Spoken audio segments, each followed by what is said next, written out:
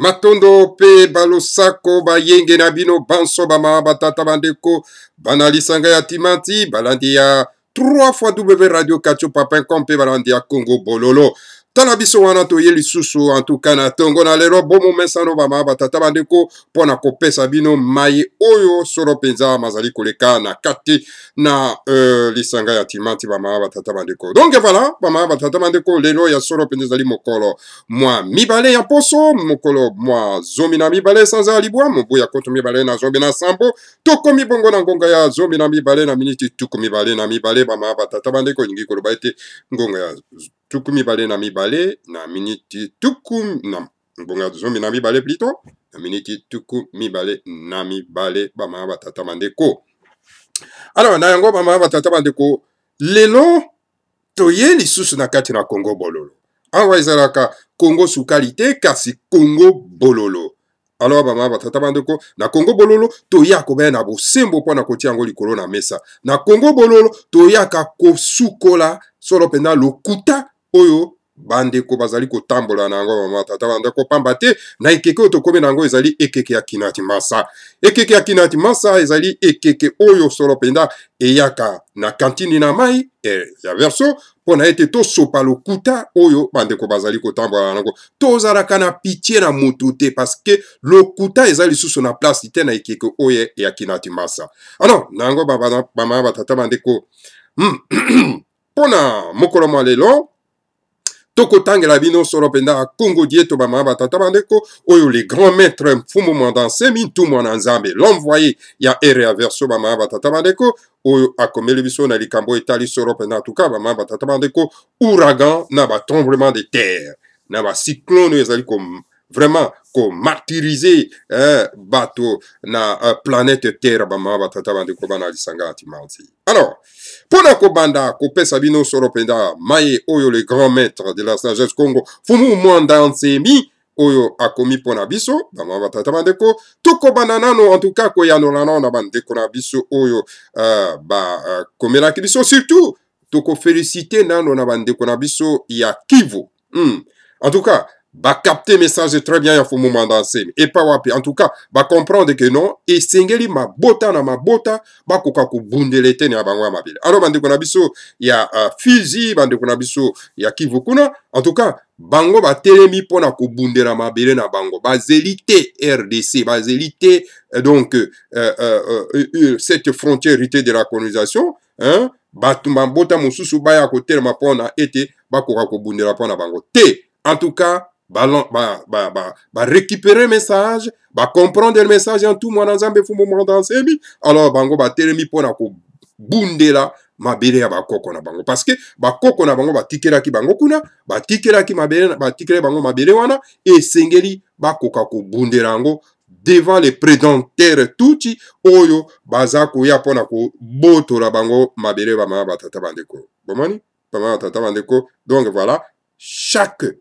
mabota esengeli basala la même chose lokola ndenge bandeko na biso ya Fizi baza kosala bama batata bandeko. Alors yo ndeko mongala kozela te po bundela mabele na yo parce que vous allez devant un prédateur rusé oyo yei pona kobotola mabele yo mongo kozela te telema bundela ete no mabele kozela te moluba ya kobundela yo kozela te mokongo ya kobundela yo kozela te en tout cas mobembe mukusu Molandu aya ko bundela yo bunda mabele na yo bundela yango yo moko bolimbisi. Alors yo moluba kozela tete mongala ya ko bundela yo kuna na kati na Kasai telema bundela mabele na yo tala papi le prédateur tout rwandais azali risé pona ko ya ko botolo mabele na po créer et royaume empire na bango hima. Alors parce que na kati na RDC tozana mokonzi na bango mokonzi ya batuti rwandais oza ko représenter ba etera na bango Hippolyte Kanambe oyo avandi na bokonzi na kati na RDC parce que RDC zali sous occupation de tuti rwandaise. Alors yi aza ko protéger ba intérêt ya batuti rwandais. Alors donc voilà esengeli sikoyo mabota na mabota bundela mabele na bango basala la coalition pona ko chasser l'imposteur oyo en tout cas nkusu les perroquets, oyo en tout cas, les cadavres qui respirent na kombo ya matezolo, oyo bazali ko défendre po atika na bokonzi wana. Alors, toyebi ete, bientôt, il sera écrasé. Alors, soro ya nkusu, les perroquets, soro ya le cadavre qui respire matezolo, alors ekozala scellé na tango wana. Qui vivra verra, comme dit le grand maître de la Sage Congo, vous m'en semi. Alors, manquez le respect et pas en tout mon ensemble. Frappez et kozwayo bama batata bandeko. En tout cas, sakana na komba Fumukimbango. Frappez kozwayo parce que Fumukimbango atambola na rukutate, Fumukimbango atambola ki na bosembo. Fumukimbango abundisa ki l'occupation belge. Fumukimbango azalaki soropenda na connivence na occupation belge. Alors tala lelo oyo tobengi nkusu et azali ko se prétendre que azali mulobele ya Fumukimbango mais azali en connivence na l'occupation toute rwandaise. Et voilà zako sakana na kombo ya Fumukimbango.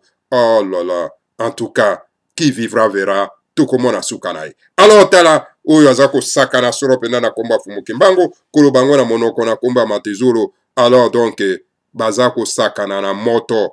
Bana bazali ko sakana na moto karate boko zika.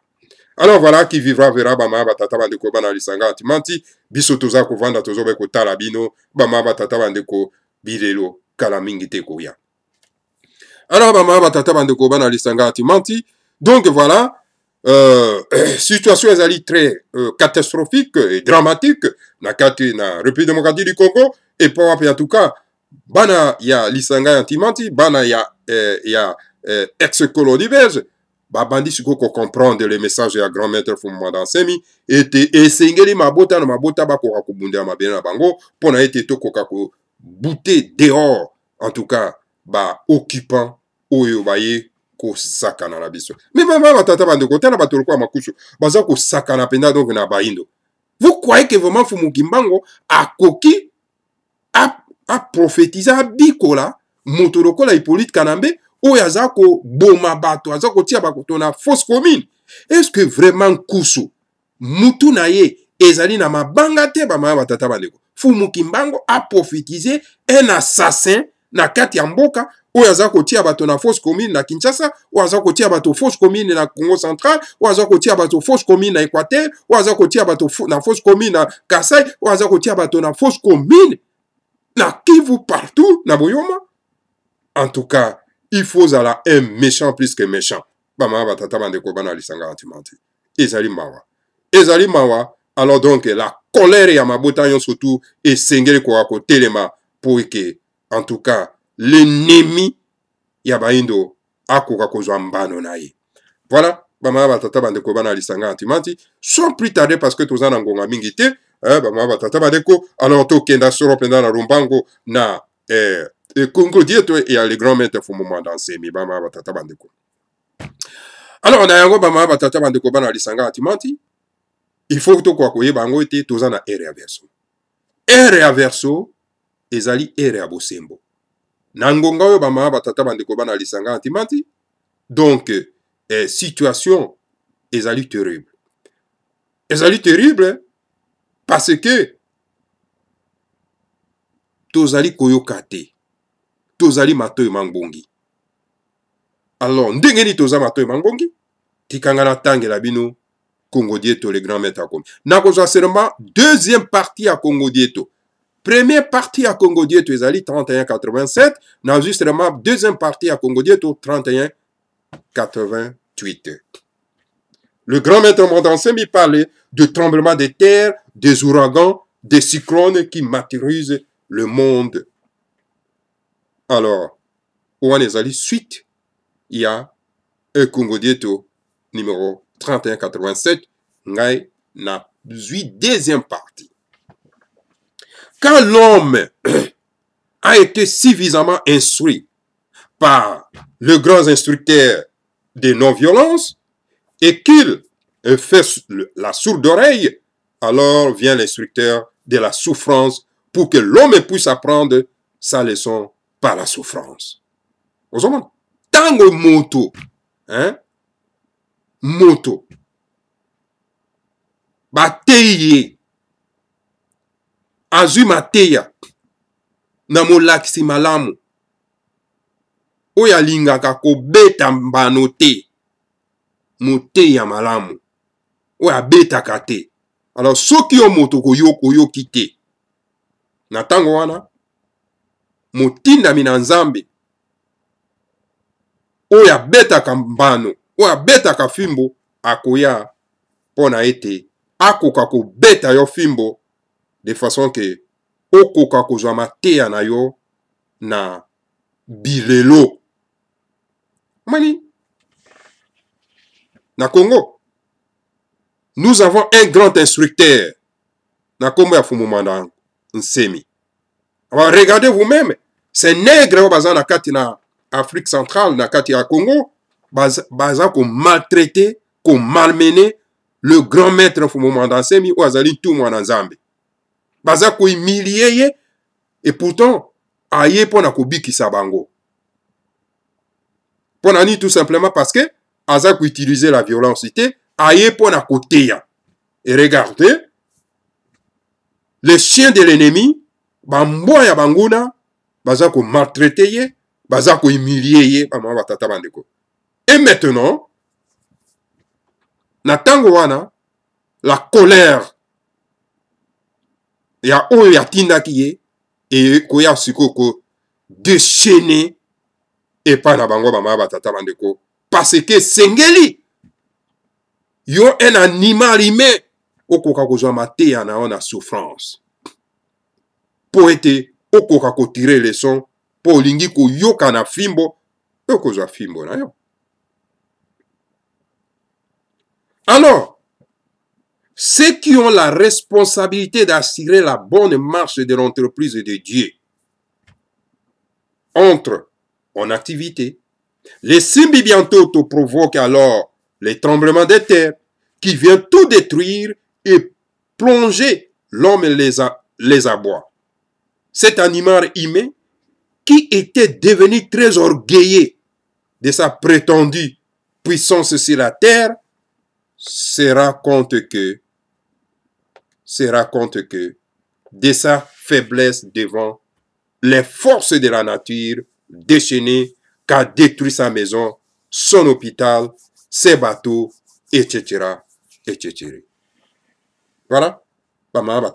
Parce que moto tellement comme orgueilleux, parce que asali mindoki, asali ba bateau, atongi bandako ya ba étage milai, alingi koyoka liloba ya messager ya le Seigneur a Congoté. Alors na tango wana esengeli ba force de la nature ekoka kokota en activité. Alors siko totala l'orgueil à l'homme ou alobi kazali na nyonso azali grande puissance ekoka kotelema devant la force de la nature. Alors mama batata bandeko, donc esengeli bato bakoka kososolo tango tozana yango. Alors na tango wana, tango force de la nature et bandi kosala mosala na yango, alors l'homme orgueilleux akomona ete bandako na ye bukani, ba hôpitaux na ye bukani, ba bateau na ye panzani. Alors totala siko force na yo devant la nature. Bomone ba tata bandeko, mama tata bandeko. Soki totali maye mazali koleka na kati na Congo. Okomona ba oyo bazali ko kipe mboka. Pe na ba kolabo na bango. O baza ko soutenir bango po bakoba mosala ya kikolabo. Lokola ba nkusu, lokola ba matezolo. Le kolabo pour na ko soutenir l'occupation ya mboka. Alors maintenant, la force de la nature va agir contre Bango. Parce qu'ils sont devenus orgueilleux. Ils pensent qu'ils ont un intérêt conquis. Wovana Vioka. Soko Kosileka. Alors, soudain, nous voyons cet animal humain pleurer, conscient de son impuissance devant la force de la nature. Quand l'animal humain ne veut pas attendre la voie de la non-violence, alors entre en activité les Simbi Biamaza qui soulèvent les océans et les fleuves et font monter les eaux jusqu'au deuxième étage. Face à une pareille puissance de Simbi Biamaza,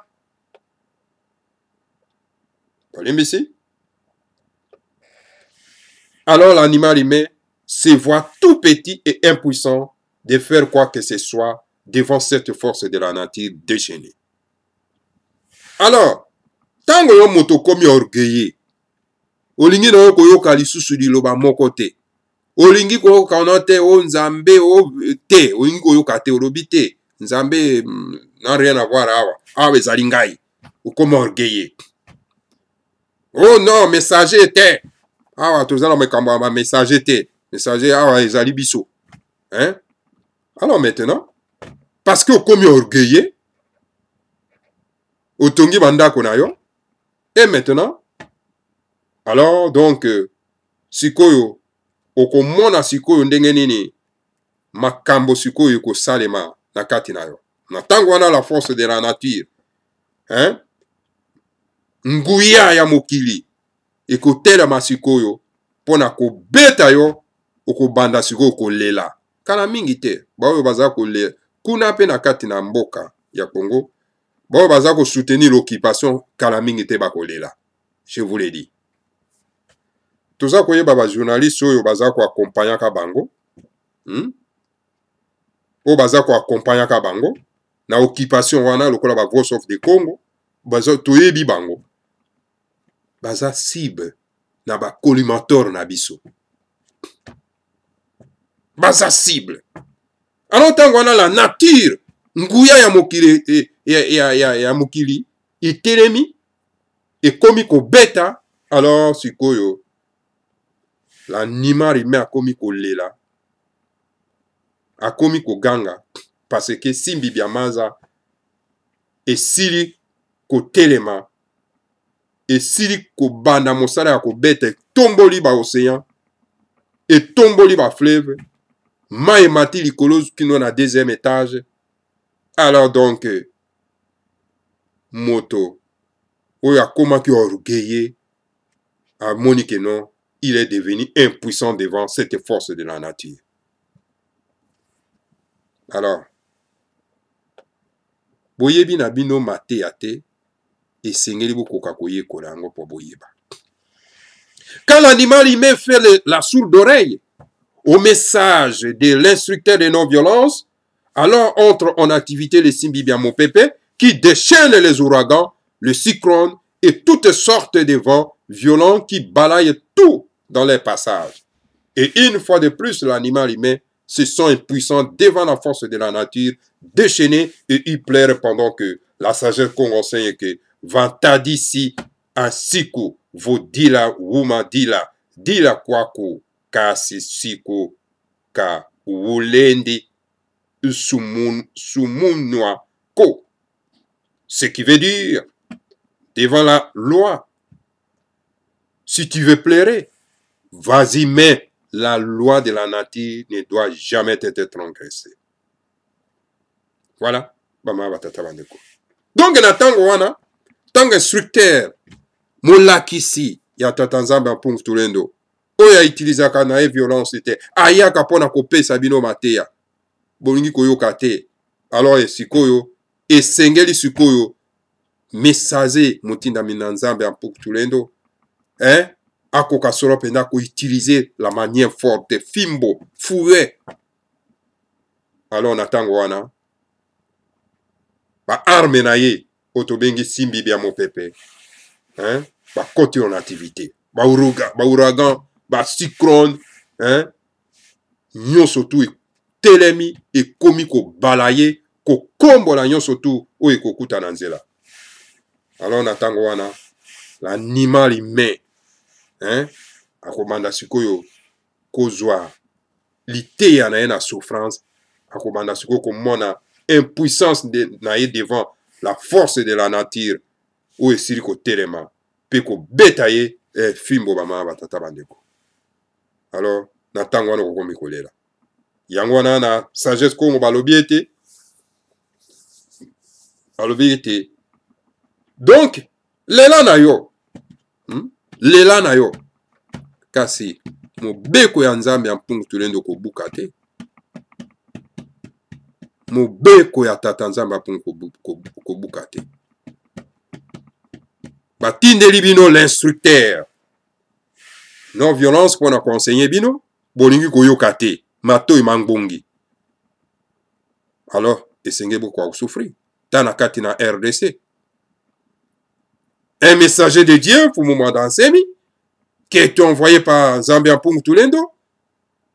Alors boza ko humilier, bozo tie na makala, bozo détruire ndako na ye.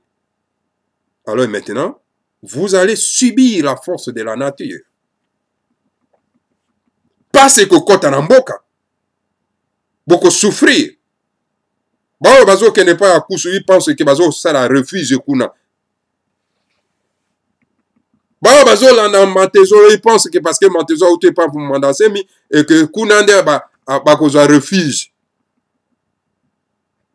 Oh, ok, un cadavre qui respire. Alukaka bato na yeba accompagner ye na libulu oyo ye akokende. Malheur à ceux qui comprennent toujours en retard. Mawana ba nègre qui ne comprennent toujours pas. Bama batata bandeko. Ezali mawa mingi. Ezali mawa mingi. Alors, quand l'instructeur de la non-violence n'a pas réussi à courber par la sagesse de l'homme, la sagesse de l'homme, hein, la sagesse de l'homme, alors, de l'homme impie, bien sûr, alors entre en activité les Simbibiantia, qui vont sortir le feu souterrain sur certaines montagnes, lesquelles le feu souterrain consume tout sur leur passage. Tango mo tinda minanzamba Mpungu Tulendo. Oyo aye seulement ko pesa mateya pona ete bato bazwa lobiko parce que bato bazwa ka lobiko na mateya. Na lokuta te. Hein? Kokosa bato po yo domine bango. Toza na ere ya verso, toza na ere ya lokuta te. Alors tango motinda minanzambe oyo ayaka pona kote ya bato mateya ya sika. Po yango nde komema bato na lobiko. Alors bolingi koyoka te na tango wana en tout cas Simbibiantia yango ekotaka na activité moto ekobima na kati na ba montagne ekomi kopela kozikisa bino. Alors bolela po ete matoi mangbongi na bino eleki. Alors tango Simbibiantia yaka ekoti en activité ekodétruire nyonso oyo ezali na passage. En 1933, le grand Ngunza Manyanga Mbuta Matai Mwanda disait « L'économie du monde occidental ne se stabilisera plus jamais aussi longtemps que l'Africain, victime de l'Occident, continuera à pleurer sous les ongles de la misère des hommes de l'Occident en Afrique. » Momoni mutinda mimoko grand Ngunza moko na komba Mbuta Matai Mwanda alobaka ete économie ya bamindele ekozala stable te, ekotambola malamu te aussi longtemps que moto moinda kokobaka na ye kolela mikolo nyonso likolo ya pasi oyo bamindele baza ko infliger bango. Économie ya bamindele ekotambola malamu te. Alors esengeli mindele bakoka koyeba ete na kati na Congo tozali devant l'occupation. Alors donc, moto bango batiaki na pouvoir na kombo Hippolyte Kanambe, c'est un tout rwandais. Alors bango baso ko continuer ko soutenir ye. Anyokoro baimboka, amonsa bango pasi. Alors donc baye bango ete économie na bango eko se stabiliser te parce que Matai Mwanda le grand Ngunza alobaki yango. Mawaka kana kusu Mawaka kana Mantezolo baza kolia na pasi ya bana ya mboka. En soutenant un étranger mopaya, Hippolyte Kanambe Alain Kabila, un tuti rwandais na kati na mutu ya mboka. Mawa na bango. Parce que sort na bango ezali scellé. Car bientôt, cet étranger va bientôt fuir ce pays. Il va fuir. Et quel sera votre sort? Vous avez prétendre que non. Fumon Kimbango a Bikolaki que 4e président Ndeye. Alors et que ba occidentaux bangonde bazako Koluka Kolongola 4e président Oyo azako stabiliser mboka. Mais il faut être méchant. Ok, nous savons très bien que ce sont des occidentaux. D'ailleurs, les Mokalobaki, binote batubo botanga, binote batubo chenga na bokonzi. Donc, batu acheki na bokonzi, batu alibanda. Et jusqu'aujourd'hui, bazo soutenir rien. Si yo koloba ete yo zali contre l'Occident, vous allez contre Mindele. Bongo si produit na bango, ndenge ni yo zo soutenir produit na bango. Menteur. Wovana biokane ba Kongo balobaka soko kosileka.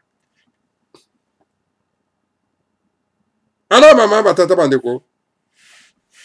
Ne Kongo kalunga walungila mobabo yebia bio. Autrement dit, Tata Nzamba Mpongo, Dieu le Père Tout-Puissant, a doté la RDC des ressources fabuleuses qui font que le peuple de la RDC devrait vivre dans l'abondance et la prospérité. Mais à ce peuple, l'Occident impose un tout Rwandais Hippolyte Kanambe qui fait souffrir atrocement ce peuple à tel point que le monde entier définit ce peuple congolais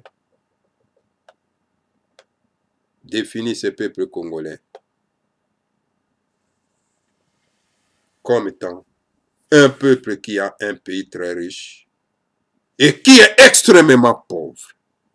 Voilà. Alors, na yango Tata Nzamba Mpongo tout le niveau, Dieu Tout-Puissant, apesa RDC, la République démocratique du Congo, biloko kita ebele. Et si ko wapi bakoki ko vivre malamu.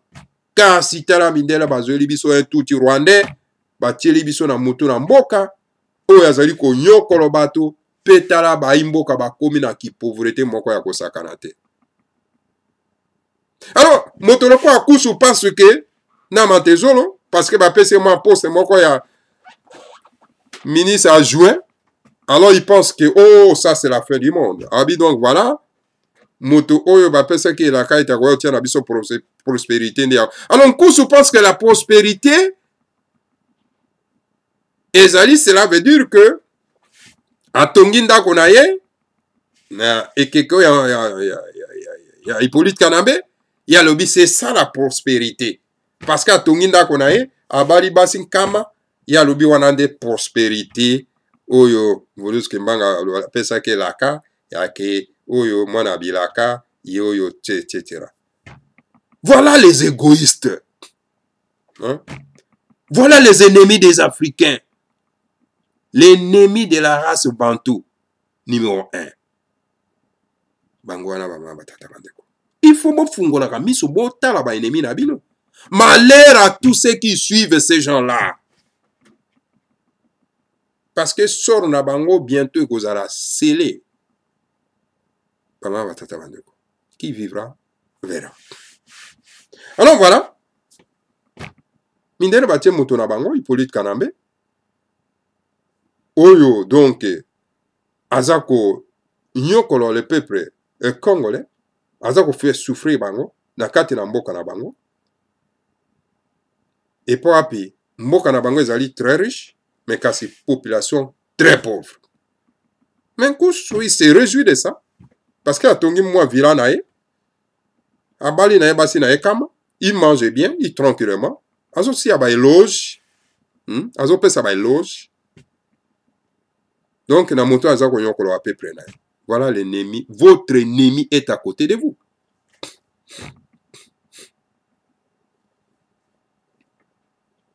Alors les dieux bantous, les Timakatiapa, savent pourquoi, voulant libérer le peuple congolais, la résistance d'Hippolyte Kanambe et ses commanditaires commencent à agacer les dieux bantous. Malheur à ceux qui comprennent toujours en retard. Car les dieux bantous n'ont pas d'autre moyen que de provoquer, en tout cas, que de provoquer des calamités naturelles chez l'impie, à moins qu'il ait changement de mentalité. Sinon, qui vivra, un verra. Face à souffrance au peuple azako mona bokenda na Kinshasa ndenge bandeko bazo mona passe bokenda na ba intérieur ya mboka bokenda na Lufu bokenda na Matadi bokenda na Songololo bokenda na Bikoro bokenda na Boyoma bokenda na Isiro bokenda na Kivu bokenda na Lubumbashi bokenda na Kasai bokenda na Wapi na Bandundu, tout le monde souffre bokenda ndenge souffrance bandeko bazo. Alors face à la souffrance wana, en tout cas les dieux bantou banzambe na biso ba perdre patience, ba komi na kanda. Alors sikoyo, mama batata bandeko, na situation oyo, face notre pas na ndenge oyo baza koyokolo bango na bato wana, alors banzambe na biso ba komi na kanda. Alors le kola bango baza ko sara effort pour que ba libérer peuple congolais na pasi oyo face na résistance ya Hippolyte Kanambe na ba commanditaire na le kola bankusu ba matezoro na le monde occidental. Alors ekomi ko pesa banzambe na biso kanda mawa kaka na ba oyo ba comprendre kama kama na retard.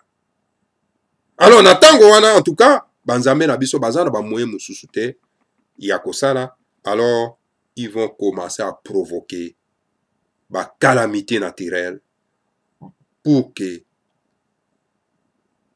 ba tona mutu makasi ba impi ba koka kozwa mateya na bango na souffrance, à moins que changement de mentalité kwa koya, sinon qui verra verra. Ozomana devant ceux qui ont na mboka na biso, devant mutu makasi ya bakusu, mutu makasi ya ba matezolo, ils pensent que bon c'est fini, ils bazan na monopole sikoyo parce que le gouvernement d'occupation ils ont ça bango ba moyen. Mais pour combien de temps mes chers frères, je vous demande, pour combien de temps vous allez continuer à boire le sang il y a peuple bantou? Pour combien de temps?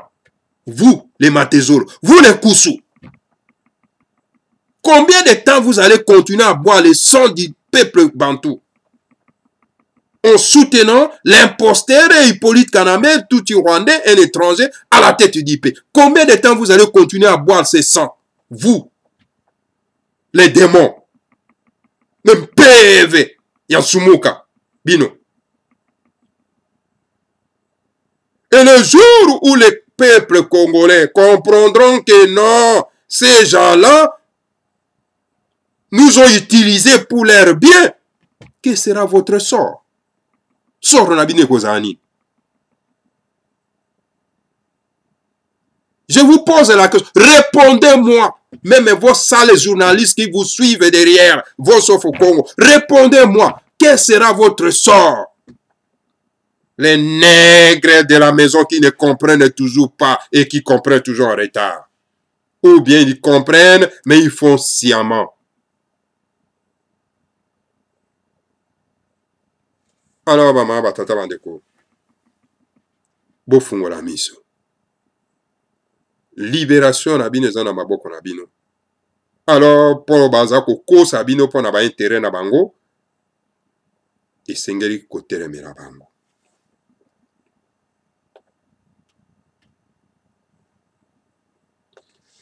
Notez qu'à maintes reprises, le grand maître Mondansemi s'est adressé à la diaspora Bena-Congo. des descendants des anciens esclaves noirs en Amérique. Olimbisi. Il leur a demandé des associés à la lutte actuelle. Que mène le peuple Benakongo des Congo d'Antotila en Afrique centrale. Mais jusqu'à ce jour, ils font la sourde oreille. Et parce qu'ils croient qu'ils sont bien en Haïti, à Kiba, à Saint-Dominique, aux ISA, aux Jamaïques, aux Martinique et au Brésil, etc.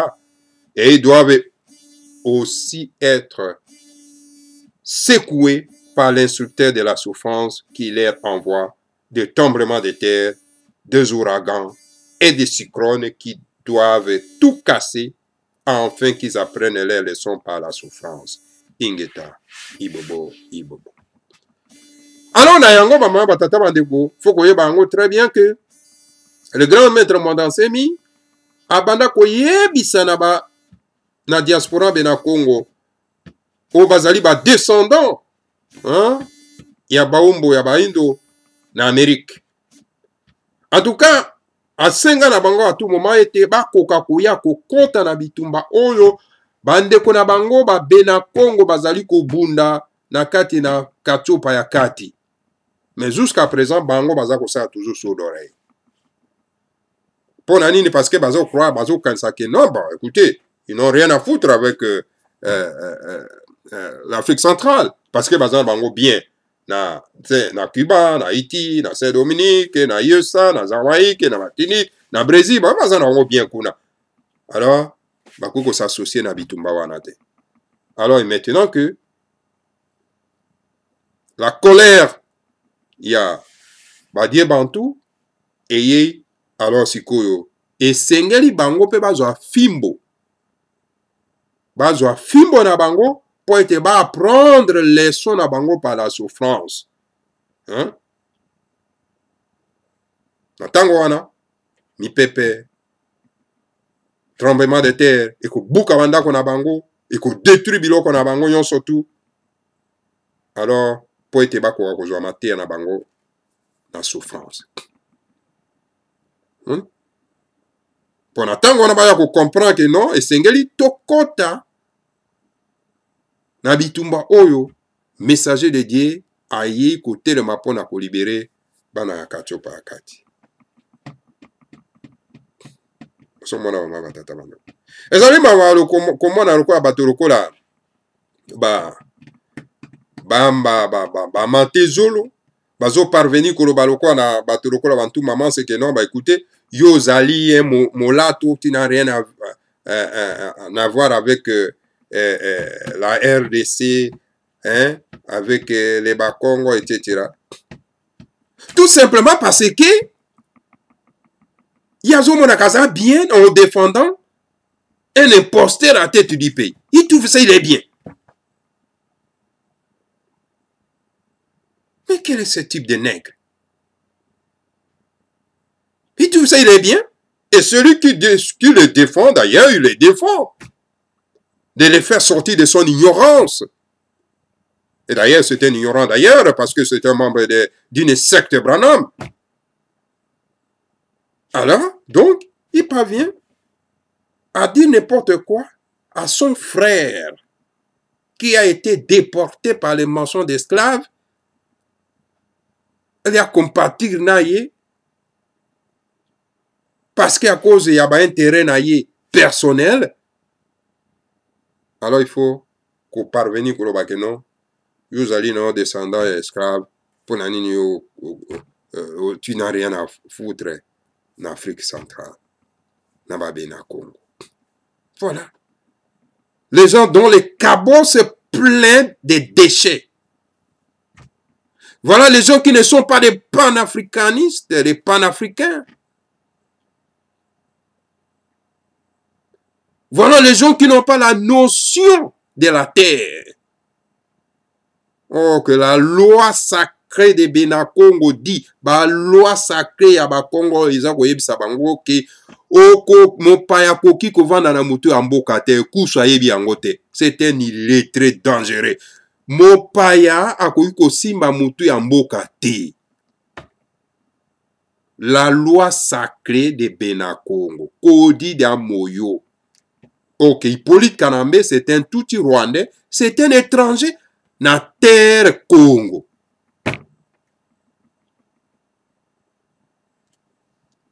Oui, je sais que ezali Singabotie na Kingo, moyen bokoka kotika yango ezala te parce que soki te bakobwaka bino na libulu. Eza pacte te. Mais komema bato nyonso te na libulu wana. Kenda yo moko.